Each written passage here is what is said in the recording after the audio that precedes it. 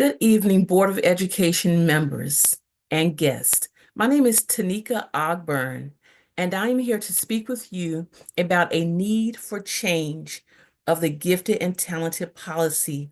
This evening, we will speak about the need for the policy change, the proposed change itself, improvement in student outcomes, funding, implementation, and evaluation of the change, and we will end with a call to action.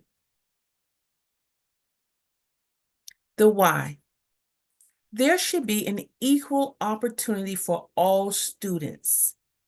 Underrepresentation of students of color and other marginalized subgroups have been in existence for decades. And it's time that we put a stop to this. By changing the policy, the gifted and talented policy for Montgomery County Public Schools is one way to do this. Let's listen to a few students who are speaking about equity. This is what equity looks like. If these students are provided with an opportunity in life, that is giving true equity to all.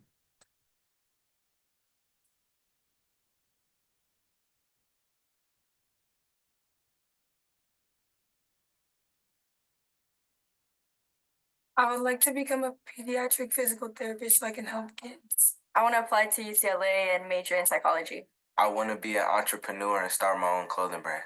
I'm hoping to go to four-year college and major in architecture. I want to be an animator. I want to practice law. I want to help either in civil law or immigration law because those are the things that I see that are needed in my community to move forward. So regardless of race or socioeconomic status, all students deserve an educational trajectory that is filled with rigorous and challenging instruction and that can equip them with the necessary tools they need to achieve academic success and place them on a college and/or career-ready pathway. One way to do this is to help revise the gifted and talented policy in Montgomery County Public Schools. Although the policy does have many great assets to it, one missing component is the mandatory professional development training modules.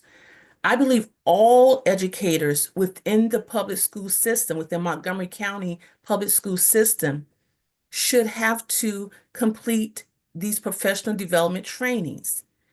Because as we all know, all students deserve challenging instruction. And how can we make this happen? Of course, funding is needed. Funding is needed for anything that we do. There are many grants out there that Montgomery County could look into. Also, we could look into reallocating current resources that are already here in the county and finding ways to put some of those resources, those funding resources, into changing the policy, into providing professional development for all staff who are teaching kids.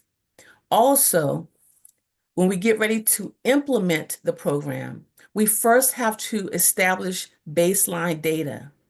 And then after we establish this data, we need to form an advisory group. This group can consist of teachers, students, and parents, and other community members. We will then create the professional development modules. And we will do this by collecting feedback from teachers who are already teaching students. What do they need to know? What do they already know? And how can we help them learn what they need to learn in order to help our students succeed? Then for evaluation, we will conduct professional learning needs assessments. By doing this, we're getting the feedback from teachers.